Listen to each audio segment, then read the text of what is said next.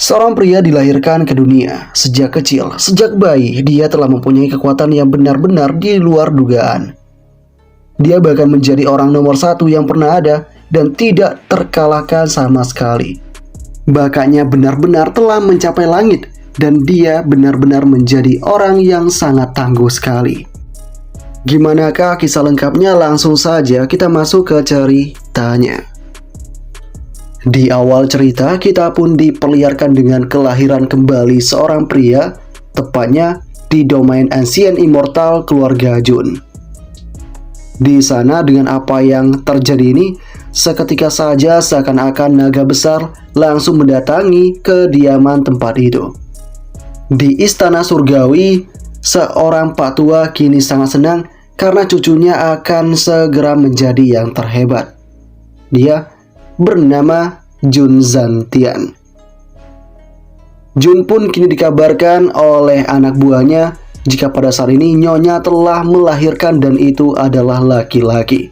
Si kakek pun bergegas untuk menyaksikan cucunya. Di sini si bayi pun bertanya-tanya tentang kondisi yang dia rasakan. Dia seakan-akan bertransmigrasi ke dunia yang ini. Pada saat ini si kakek pun benar-benar mengharapkan kekuatan penuh dari cucu laki-lakinya ini. Setelah itu tak diduga ada tetua lain yang datang ke tempat itu untuk menyaksikan kelahiran bocah yang sangat kuat. Tapi ketika mereka memandang ke arah bayi tersebut, mereka sadar jika bayi mempunyai ancient sacred body. Mereka semua pun kini terkejut dengan penglihatan yang mereka dapatkan. Perlu diketahui ada berbagai macam karma dan kebetulan di alam. Dan janin merasakan dunia dan melahirkan berbagai bentuk tubuh yang istimewa. Jumlahnya 3000 fisik. Dan di antara 3000 fisik ancient sacred body itu dapat menduduki peringkat 5 besar. Jika berhasil dalam pengembangan tubuh suci, dia dapat bersaing dengan kaisar. Namun belakangan ini, hukum langit dan bumi telah berubah secara drastis. 10 belenggu surga telah mengikat pertumbuhan tubuh suci. Ini seakan-akan si cucunya si kakek pun kini sangat sulit untuk berkultivasi. Meski begitu, tetua mengatakan, dengan status keluarga Junku di domain immortal, tidak sulit baginya untuk menjalani kehidupan yang baik seperti seorang kaisar sekuler. Ketika ini terjadi, si cucu pun benar-benar terkejut dan tidak menyangka. Dia bukan hanya menyeberang ke dunia ini, tapi dia juga punya tubuh yang tidak dapat berkultivasi. Dia sadar jika ini kemungkinan merupakan rute awal dari seorang sampah. Tak lama kemudian tiba-tiba saja dia mendapatkan sebuah notifikasi dari sistem, dan sistem menegaskan selamat kepada host karena telah mendapatkan sistem check-in. Dia pun kini sangat terkejut ketika dia mendapatkan kesempatan untuk memilih secara random mendapatkan hadiah langka bintang 5 atau lebih. Check-in pun kemudian berhasil dilakukan dan pada saat ini si bocah akan mendapatkan hadiah langka bintang 8, yaitu perkembangan penuh ancient sacred body. Dengan adanya hal yang semacam ini, tubuh dari si bayi seakan-akan tidak bisa bergerak dan dia seakan-akan dalam kondisi yang semaksimal mungkin. Semua tetua yang ada di sana mulai terkejut dengan kondisi yang mereka ketahui. Dan tak lama kemudian si bayi pun kini merasakan kemampuan yang benar-benar ekstra yang terjadi pada tubuhnya. Para tetua kini sadar jika ini merupakan sesuatu yang sangat langka sekali. Semua leluhur seakan-akan menunduk ke arah bocah itu dan kini menimbulkan efek kekacauan yang cukup dominan di sana. Dan dengan apa yang terjadi ini, si kakek pun sadar jika ini merupakan visi tubuh suci. Semua sains seakan-akan bersujud di hadapan cucu kecilnya ini. Si cucu punya postur seorang kaisar yang hebat sekali. Tetua lain juga mengatakan ancient sacred body yang dilahirkan dan mematahkan belenggu tidak pernah terdengar sebelumnya. Ini benar-benar sebuah keajaiban. Pada saat ini terjadi, si cucu pun sadar jika dia telah meledak-ledak seakan-akan tidak terkalahkan. Dan dengan begini di masa depan dia berencana untuk tetap low profile saja. Tak lama kemudian kakek mengatakan, aku belum menamai cucuku yang berharga ini. Bagaimana kalau aku memanggilnya sebagai Changseng? Tetua yang mendengar itu kemudian mengatakan jika nama itu terlalu buruk sekali. Setelah itu si ibunya pun mengatakan jika sebaiknya anaknya ini dinamakan sebagai Xiaoyao yang artinya bahagia. Ibu kandung Xiaoyao ini dikenal dengan nama Jiangru. Tak lama kemudian ibu juga mengatakan sebenarnya menjadi immortal itu mudah, tapi menjadi bahagia itu sulit. Aku hanya berharap anakku bisa hidup bahagia selama sisa hidupnya nanti. Setelah itu nama ini pun disetujui oleh sang kakek dan mulai sekarang cucunya itu akan dipanggil sebagai Jun Xiaoyao. Semuanya pun kini sepakat akan nama itu dan pada saat ini Jun Xiaoyao juga tersenyum lebar. Beberapa saat kemudian terjadilah perbincangan serius antar para tetua. Kakek mengatakan kedua penatua, jika kabar bahwa Xiaoyao punya tubuh suci pencapaian besar diketahui, konsekuensinya tidak akan kecil dan kita sulit untuk menghadapi itu. Kita perlu bekerjasama untuk menyembunyikan fluktuasi tubuh suci pada Xiaoyao terlebih dahulu. Para tetua pun sepakat akan hal itu. Mereka mengatakan memang benar sekali ada beberapa kekuatan yang menargetkan keluarga Jun di domain immortal. Tak butuh waktu lama, proses pun mulai dijalankan. Segel pada tubuh Xiaoyao mulai akan segera dibuat. Segala teknik penyegelan mulai terjadi di sana, mulai dari Black Phase Thunder God, Black Killer Celestial Soldiers, dan juga 4 arah penyegel tempur. Dan dengan apa yang terjadi ini, si bayi pun kini seakan-akan melayang. Dan pada saat Xiaoyao tengah menjalankan proses itu, tiba-tiba proses itu pun dihentikan oleh seseorang. Para tetua pun kini mulai terkejut akan hal itu karena yang ada di hadapan mereka merupakan leluhur ke-18. Leluhur pun kini lantas mengambil tubuh dari Xiaoyao itu dan mengatakan kepada para cecunguknya jika pada saat ini keturunan keluarga Jun telah mengalami penurunan. Mereka tidak boleh menyembunyikan kemampuan dari cucunya si kakek ini. Si leluhur ke-18 mengatakan, tidak bisakah kalian mencoba melindungi seorang anak yang kuat seperti ini? Dengan apa yang terjadi, para tetua mencoba meminta maaf kepada sang leluhur karena mereka telah mengambil sebuah kesalahan. Meski demikian, leluhur kini semakin murka. Dia menegaskan, coba aku lihat siapa yang berani melakukan kejahatan pada cucu ini. Beritahukan siapapun yang menyakiti anak ini, Pak Tua ini tidak akan keberatan memulai perang immortal, membunuhnya dan membalikan langit dan bumi. Dengan apa yang terjadi ini, para tetua benar-benar terdiam. Mereka mengatakan dalam hati mereka, perang immortal merupakan perang dunia yang diprakarsai oleh para ranah immortal. Perang menjungkir balikan dunia dan rakyat jelata menumpahkan darah sebanyak mungkin. Leluhur ini benar-benar bersedia melakukan tindakan yang seperti itu demi si Xiaoyao. Tak tahu tanggung, si leluhur ke-18 bahkan berani keluar dari Dead Pass untuk melindungi si Xiaoyao. Perlu diketahui, Dead Pass merupakan cara latihan ekstrim yang dikembangkan oleh para kultivator papan atas di domain immortal. Hal itu akan menutup tubuh dengan peti mati untuk sepenuhnya mengisolasi dari dunia luar. Jika berhasil, seseorang akan keluar dari peti mati dan jika gagal, maka akan tersegel di peti mati selamanya. Sesaat setelah itu, leluhur pun mengatakan pencapaian besar bawaan dari Ancient Sacred Body ini adalah Divine Shield pemberian surga untuk keluarga Junku. Bayi ini benar-benar merupakan keberuntungan besar. Di masa depan, semua sumber daya keluarga Jun akan dicurahkan pada anak itu. Selain itu, berikan anak ini urutan angka 0. Dengan mengetahui angka urutan itu membuat banyak tetua benar-benar terkejut dan tidak menyangka. Sebelum itu kita perlu mencari tahu tentang keluarga Jun yang makmur, yang mana itu diisi dengan populasi hingga 10.000 orang. Di antara mereka ada 10 eksistensi khusus yang bisa mendapatkan urutan yang diberikan oleh leluhur. Mempunyai urutan berarti mempunyai kualifikasi untuk bersaing memperebutkan posisi patriark. Dan ada satu orang yang dapat melampaui 10 eksistensi khusus ini, dikenal sebagai generasi penerus patriark. Itu adalah urutan angka 0. Urutan angka 0 dari generasi sebelumnya merupakan ayahnya Jun Xiaoyao ini. Dia merupakan sosok yang bernama King Jun Wuhui yang terkenal akan White Rabbit Divine-nya. Pada saat ini juga, sosok si kakek pun mengatakan kepada leluhur, "Leluhur, aku khawatir pengaturan seperti itu tidak tepat. Setiap kualifikasi urutan harus melalui tes yang tak terhitung jumlahnya.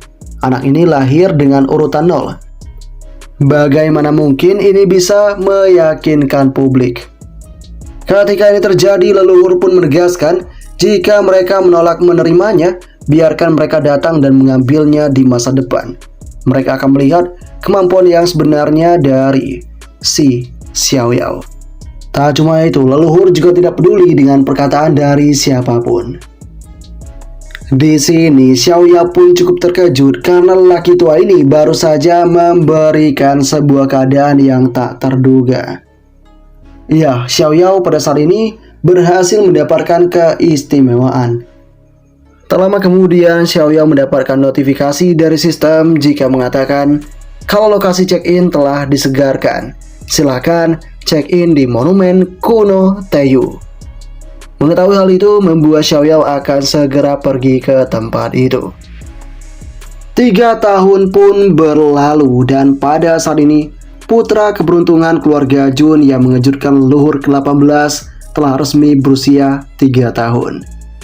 Di sana kita pun diperlihatkan dengan Xiaoyao yang sedang berbincang dengan sang kakek. Kakek mengatakan kepada Xiaoyao, pada awal kultivasi Rana pertama merupakan tubuh fisik. Totalnya ada 5 lapisan. Hanya berkultivasi dengan rajin supaya kita dapat mencapai puncak. Selanjutnya adalah Rana Senzang dan juga punya 5 lapisan, sesuai dengan organ manusia, yaitu jantung, hati, limpa, paru-paru, dan ginjal. Setelah Rana Senzang nanti, selanjutnya kau dapat mengumpulkan lautan roh, berfokus pada dantian, dan berubah menjadi roh sejati. Setelah itu, Xiaoyao menanyakan kepada kakeknya, lalu berapa lama waktu yang dibutuhkan untuk menerobos ke ranah ilahi. Sang kakek kemudian mengatakan umumnya itu membutuhkan waktu sekitar 5 atau 3 tahun. Jika itu kau, mungkin 1 atau 2 tahun akan cukup sekali. Si Xiao kemudian mengatakan membutuhkan waktu 1 atau 2 tahun. Tapi kenapa aku merasa bisa menerobosnya sekarang juga? Xiaoyao pun kemudian lantas langsung menunjukkannya kepada si kakek. Dia pun kini berhasil untuk menerobos. Dengan apa yang terjadi ini, si kakek pun sangat terkejut dan tidak menyangka cucunya ini dapat menerobos 2 lapisan berturut-turut tanpa ada masalah sedikit pun. Ini benar-benar keadaan yang sangat mustahil sekali. Tak tanggung-tanggung pada saat ini, cucunya itu dapat menerobos 5 lapisan secara berturut-turut. Dan pada akhirnya Xiaoyao pun berhasil untuk menerobos ke ranah ilahi. Sang kakek pun merasa benar-benar bangga. Seperti yang diharapkan dari jenius keluarga Junku, bakat ini terlalu menakutkan. Tak lama setelah itu, dengan adanya hal ini, sang kakek berjanji akan memberikan hadiah kepada si Xiaoyao. Setelah itu, Xiaoyao menanyakan kepada kakeknya apakah kakek tahu tentang Monumen Kuno Teiyu. Si kakek pun kemudian mengatakan jika dia sangat tahu akan hal itu. Itu awalnya merupakan monumen batu yang berdiri di domain immortal ini. Selama Xiaoyao menyerangnya, itu dapat mendeteksi kekuatan fisik dari Xiaoyao. Kemudian, itu digali oleh keluarga Jun kita dan ditempatkan di arena pertarungan. Itu digunakan generasi muda untuk menguji tubuh fisik mereka. Dengan mendapatkan jawaban yang seperti ini, Xiaoyao pun bisa untuk menyelesaikan tugas yang diberikan oleh sistem sebelumnya. Dia pun berencana untuk segera pergi ke monumen kuno Teiyu. Singkatnya tibalah mereka di arena pertarungan itu dan di monumen Teiyu. Di sana pada saat ini ada seorang gadis yang mencoba untuk mengukur kemampuan fisiknya. Dia pun mulai meninju ke arah benda tersebut dengan sebuah teknik Zentian Golden Palm. Pada saat ini terjadi, seketika saja sang gadis mendapatkan ekstra kekuatan sebesar 150.000. Semua orang yang ada di sana kini tampak terkejut karena meski usianya masih tergolong muda, dia telah berhasil mencapai kekuatan yang sebesar itu. Dan ternyata sosok gadis ini bernama lengkap sebagai Jun Linglong. Di sana tak diduga Jun Linglong pun diganggu oleh sosok yang bernama si Lan Qingya. Lan Qingya merupakan pengikut Jun Zhangjian urutan ke-10. Atas apa yang terjadi ini, sosok yang bernama Lan Qingya mencoba protes terhadap Jun Linglong karena Jun Linglong telah menolak undangan dari Tuan Zhangjianya. Jun Linglong kini mengatakan jika dia tidak peduli dengan hal itu, meskipun Zhangjian kekuatannya cukup kuat, tapi pikirannya terlalu sempit. Mendengar semua ini membuat sosok yang bernama Lan Qingya kini marah dan mencoba menyerang ke arahnya Jun Linglong. Tapi serangan yang seperti itu berhasil dipatahkan dengan mudah oleh Jun Linglong. Jun Linglong pun kini menyuruh gadis itu untuk segera pergi meninggalkannya. Ketika itu sedang terjadi, tak diduga si Xiaoyao telah berada di sana. Dan hal ini sedikit membuat para gadis terkejut karena bocah ini muncul secara tiba-tiba. Setelah itu, Xiaoyao pun mendapatkan notifikasi dari sistem yang mana pada saat ini dia telah berhasil tiba di monumen kuno Teiyu. Dia pun telah berhasil untuk check-in. Dan karena adanya hal ini, si Xiaoyao berhasil mendapatkan hadiahnya. Dia pun kini mendapatkan hadiah bintang ke-6 yang merupakan kekuatan penjara penekan Divine Eleven. Hadiah pun kini didapatkan oleh si Xiaoyao dan itu merupakan sebuah tanda pencapaian besar. Dan dengan apa yang terjadi ini, Xiaoyao mengatakan dalam hatinya, Ancient Sacred Body yang kuterima terakhir kali merupakan sosok yang bernilai bintang 8. Apakah bintang ini mengacu pada kekuatan? Aku tidak tahu ada berapa banyak jumlah bintang semuanya. Ketika dia tengah memikirkan akan hal itu, Lan Qingya pun langsung kesal terhadap si Xiaoyao. Dia mengatakan, "Hei nak, siapakah kamu? Apakah kau tahu di mana ini? Ini bukan tempat yang tepat didatangi bocah nakal." Pada saat ini terjadi, si Xiaoyao sedikit kesal dan dia menegaskan kepada sosok gadis itu, "Aku adalah Jun Xiaoyao dari Istana Kaisar Surgawi." Mendengar hal ini membuat si Jun Linglong kini menyadari tentang keberadaan dari anak ini. Semua yang ada di sana juga merasa hal yang demikian. Bocah ini merupakan bocah yang mengejutkan leluhur ke-18 dan dikenal sebagai identitas anak keberuntungan.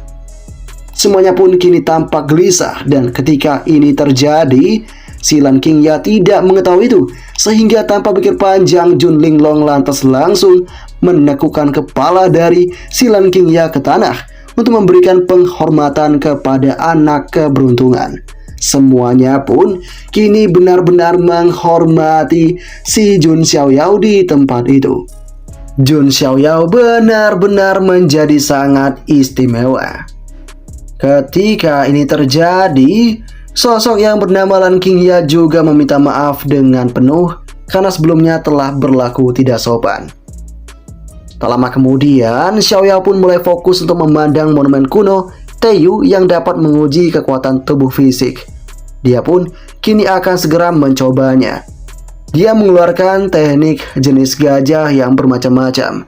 Gajah raksasa muda, kemudian berubah menjadi gajah naga, dan gajah naga biru berubah menjadi gajah primitif.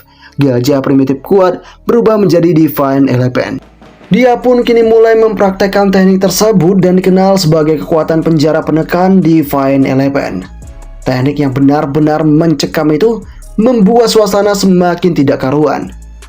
Dan pada akhirnya, Xiaoyao berhasil menimbulkan efek ketakutan yang luar biasa dan juga memberikan sebuah serangan yang teramat kuat. Di sini dia pun sadar jika meskipun dia tidak menggunakan aura di tubuhnya, dia masih punya kekuatan yang seperti ini. Dia harus segera mendapatkan lebih banyak kekuatan lagi. Tak lama kemudian dengan adanya hal yang dilakukan oleh si Xiaoyao, orang-orang kini mulai berkomentar. Mereka sadar jika Xiaoyao punya kekuatan yang cukup ekstra di usia yang kecil karena punya sumber daya terbaik sejak lahir.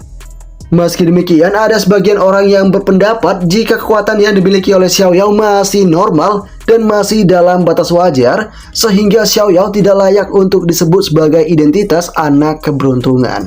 Dengan adanya ketidakpuasan yang seperti itu, Xiaoyao kini akan segera menggunakan kemampuan terbaiknya di tempat ini. Dia pun kini mulai mengeluarkan aura yang begitu mencekam dan ini adalah penekanan yang sangat kuat sekali.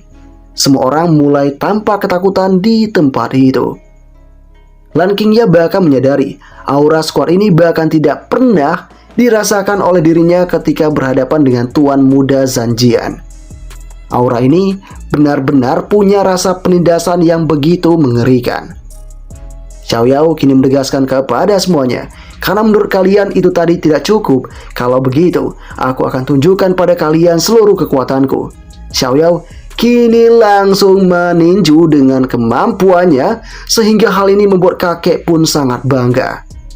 Ketika ini terjadi, tinjuan yang dilakukan oleh Xiaoyao kini berhasil meretakkan bagian tubuh dari monumen kuno itu, sehingga tanpa butuh waktu lama lagi, monumen itu pun rusak seketika dan hancur berantakan. Kekuatan yang benar-benar mengerikan dari Xiaoyao. Kini semuanya pun tampak sangat ketakutan melihat kemampuan dari bocah kecil yang ada di hadapan mereka. Semuanya kini benar-benar menyadari jika bocah kecil ini adalah sosok yang pantas yang dijadikan sebagai anak keberuntungan. Setelah itu juga Xiaoyao berhasil mendapatkan sebuah hadiah tak terduga, yaitu dikenal sebagai sebuah penciptaan kembali Eternal Extreme Realm, dan imbalan diberikan kepada si Heavenly Dao. Xiaoyao pada saat ini berhasil menerobos ke Eternal Extreme Realm. Dengan adanya hal yang seperti ini, si kakek pun semakin bangga dan dia pun kini akan semakin yakin pada kemampuan tubuh dari si cucunya. Kakek juga menegaskan jika tidak ada yang lebih kuat dari tubuh fisik pada usia yang dijalani oleh Xiaoyao saat ini. Kakek juga mengatakan kepada Xiaoyao, setelah menerobos Divine Hidden Realm nanti, kau bisa menyentuh ambang spiritual si Realm. Aku benar-benar tidak tahu di mana batasanmu. Apakah yang akan terjadi selanjutnya? Part pertama pun berakhir sampai di sini.